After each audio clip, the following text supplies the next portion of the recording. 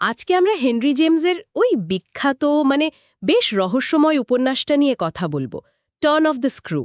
নামটা শুনলেই কেমন একটা লাগে, তাই না? যেন চাপ বাড়ছে। চাপটা আসলেই বাড়তে থাকে এই গল্পে। আমাদের হাতে যে সারাংশটা আছে সেটা ধরে এগোলে বোঝা যায় গল্পটা কিভাবে প্যাঁচ কষছে। ঠিক। তো আজ আমরা এর মূল ঘটনাগুলো দেখব, চরিত্রগুলো নিয়ে একটু ভাবব, আর ওই যে সবচেয়ে বড় প্রশ্নটা, ব্লাই ম্যানারের ঘটনাগুলো কি সত্যি ভূতের কাণ্ড নাকি অন্য কিছু? হ্যাঁ, এই প্রশ্নটাই তো আসল।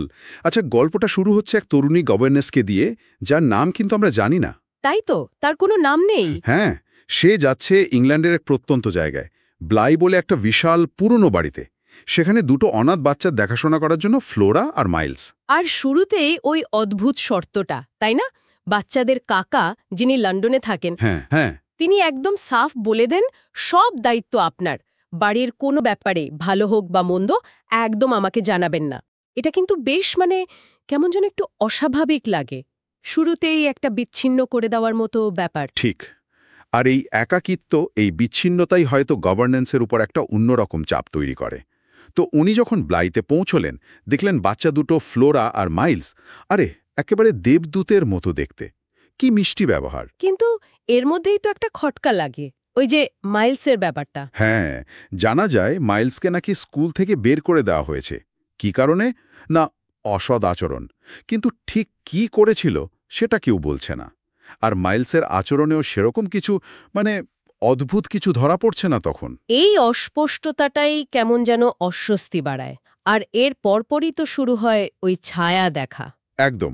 গভর্নেস হঠাৎ হঠাৎ বাড়িতে দুজন অচেনা লোককে দেখতে শুরু করেন। প্রথমে টাওয়ারের মাথায় একজন পুরুষকে, পরে আবার লেকের ধারে একজন মহিলাকে, খুব বিষণ্ণ দেখতে। বাড়ির যে পুরনো হাউসকিপার মিসেস গ্রোস, তাকে যখন উনি বর্ণনা দেন, মিসেস গ্রোস চমকে ওঠেন।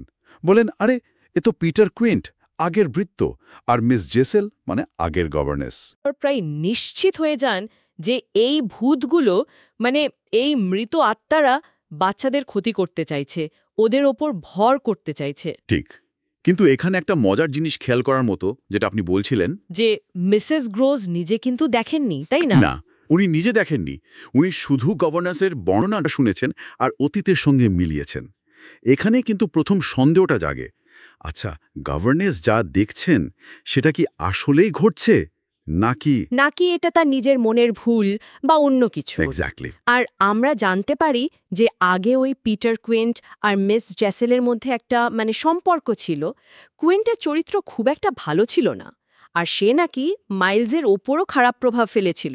ও আচ্ছা, তো গভর্নেন্সের মনে এই ধারণাটা গেঁথে যায় যে ওই মৃত আত্মারা ফিরে এসেছে বাচ্চাদের নিষ্পাপ আত্মাকে দখল করতে, কলুষিত করতে। ভিক্টোরিয়ান যুগের ওইসব অবদমিত আবেগ, পাপবোধ, এই সব কিছুর ছায়া যেন চরিত্রগুলোর উপর এসে পড়ে।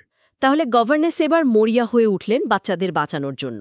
কিন্তু এই যে বাঁচানোর চেষ্টা, এটাই কি শেষমেশ বিপদ ডেকে আনলো, বিশেষ করে ক্লাইম্যাক্সে যা হয়? ঘটনাটা সেদিকেই গড়ায়।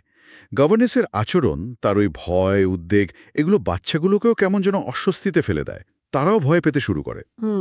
ফ্লোরা তো একদিন সরাসরি গভর্নেন্সকে বলি বসে যে সে কিচ্ছু দেখেনি, কোনো ভূত দেখেনি। আর এতটাই আপসেট হয়ে যায় যে অসুস্থ হয়ে পড়ে। তখন তাকে বাড়ি থেকে পাঠিয়ে দেওয়া হয়। তাহলে ব্লাইতে শুধু গভর্নেন্স আর মাইলস রইল। হ্যাঁ, আর ওই শেষ রাতে যখন গভর্নেন্স মাইলসকে চেপে ধরেছেন, জানতে চাইছেন স্কুলে ঠিক কি হয়েছিল, কেন তাকে তাড়িয়ে দেওয়া হলো, ঠিক তখনই জানালায় আবার কুইন্টের ছায়া। ও গভর্নেন্স তখন মাইলসকে আরও জোরে জড়িয়ে ধরেন, ভূতটাকে তাড়ানোর চেষ্টা করেন, বলেন তুমি আর ওর নও। কিন্তু ঠিক তার পরের মুহূর্তেই উনি বুঝতে পারেন মাইলসের ছোট্ট বুকটা আর কাঁপছে না। বাচ্চাটা মারা গেছে। হ্যাঁ, মারা গেছে।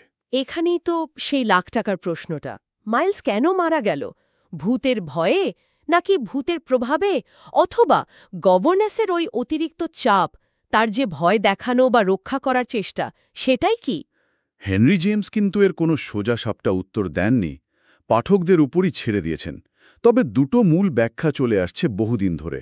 প্রথমটা তো অতিপ্রাকৃত ব্যাখ্যা, তাই না? হ্যাঁ, যে ভূতগুলো সত্যিই ছিল, তারা আসলেই বাচ্চাদের ক্ষতি করতে চেয়েছিল।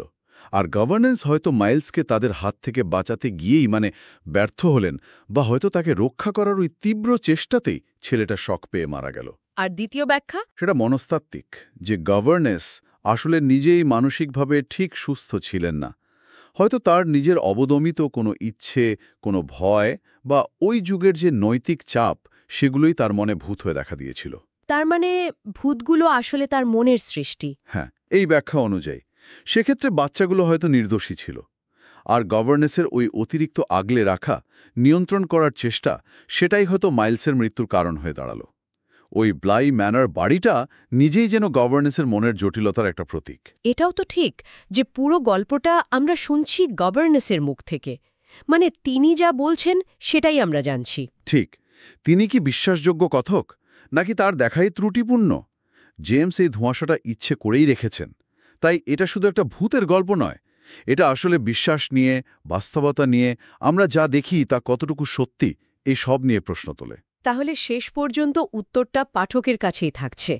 টার্ন অফ দ্য স্ক্রু আমাদের এটাই ভাবতে বাধ্য করে, আমরা যা দেখি বা বিশ্বাস করি সেটা কি আসলেই সত্যি?